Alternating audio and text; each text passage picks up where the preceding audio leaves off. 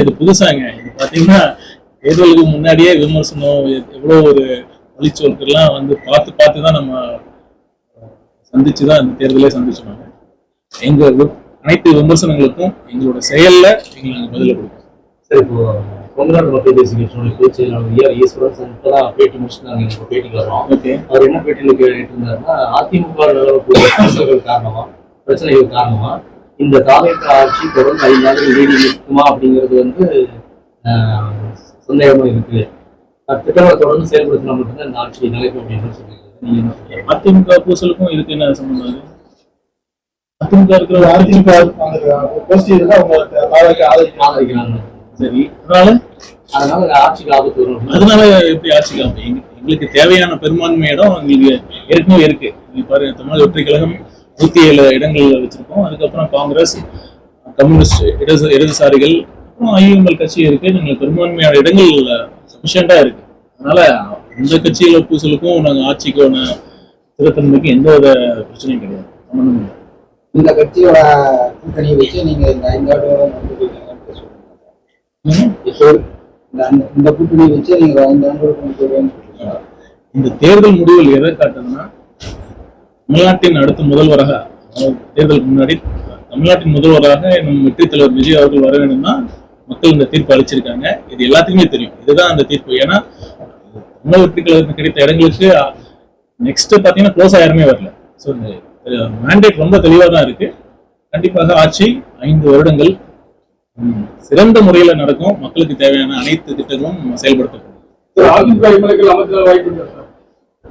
இதை பற்றி தலைவர் தான் முடிவெடுப்பாரு.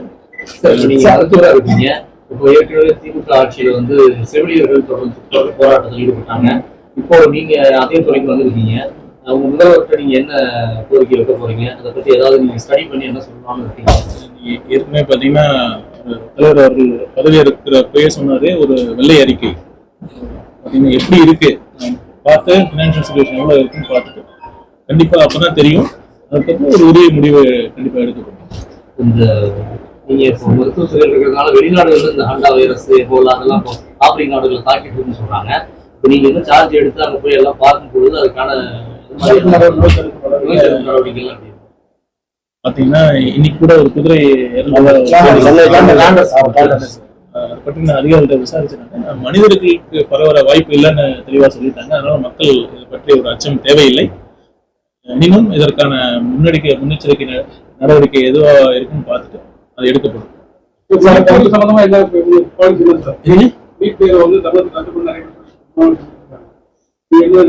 தலைவரோட விரிவான அறிக்கையை நம்ம சொல்லியிருக்கோம். நீட் வேண்டாங்கிறதா தமிழக வெற்றி கழகத்தின் ஆரம்பத்திலிருந்து அதான் நம்ம சொல்லிட்டு இருக்கோம்.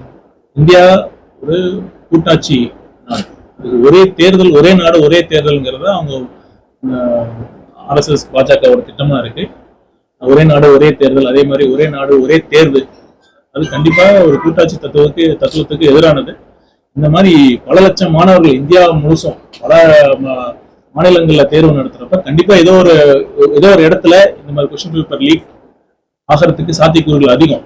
இப்ப என்ன சொல்லியிருக்காங்க, அடுத்த வருஷம் நேஷனல் டெஸ்டிங் ஏஜென்சி அது மூலியமா நீட் தேர்வு வைக்கலாம்னு சொல்றாங்க. அதாவது இந்த மாதிரி ஒரு பிசிக்கல் கொஸ்டின் பேப்பர் வரப்பே இந்த மாதிரி லீக்ஸ் நடக்குதுன்னா கண்டிப்பா ஆன்லைன் வரப்ப மக்களுக்கு அது மேல இருக்கிற நம்பகத்தன்மை கண்டிப்பாக கம்மியா தான் இருக்கு. எனக்கே கம்மியா தான் இருக்கு. இப்போ ஆன்லைன்ல யூபி வடக்கு இருக்கிற மாநிலங்கள்ல நிறைய மேல் பிராக்டிஸ் நடந்திருக்குன்னு எல்லாத்துக்குமே தெரியும். இப்படி இருக்கிறப்ப இந்த மாதிரி நீட் தேர்வுகள் கண்டிப்பா எதிரானது. குறிப்பா தமிழ்நாட்டில் இருக்கிற ஏழை எளிய கிராமத்தில் இருக்கிற மாணவர்களுக்கு பெரிய பாதிப்பு தான் அது கொடுக்குது, பெரிய சுமையை அது கொடுத்துட்டு இருக்கு. அதனால அது நீட் வேணாங்கிறது தான் தமிழக வெற்றி கழகத்தின் உறுதியான நிலைப்பாடு. கண்டிப்பா கொண்டு வர. சார், இப்போ வந்து முக்கியமான பிரச்சனையா வந்து திருநாய்கள் அதிகளவு அதுக்கு என்ன மாதிரி நடவடிக்கை? அந்த திருநாய்களுக்கான அதை கண்ட்ரோல் பண்ணணும். அதுக்கான வேக்சின்ஸ் அடுத்த கட்டமாக ஆன்டி ரேபிஸ் வேக்சின் எங்கெங்க கம்மியாக இருக்கோ அந்த ஜிஹெச்லாம் நாங்கள் பெரிய அளவில் அந்த ஸ்டாக் வைக்கிறோம். அதுக்கான பெரிய நடவடிக்கை இருக்கும். இருக்கு. இந்த நாமக்கல் மாவட்டம் மட்டுமில்லாத பொதுவாகவே ஏழை எளிய மக்களுக்கு வந்து மருத்துவ தேவைங்கிறது ரொம்ப தேவையா இருக்கு. பொருளாதார ரீதியை பாதிப்பு கூட ஒருத்தர் வந்தார், கல்லீரல் பிரச்சனை சொல்லி நம்ம பார்க்க மருத்துவர் இருந்தார்.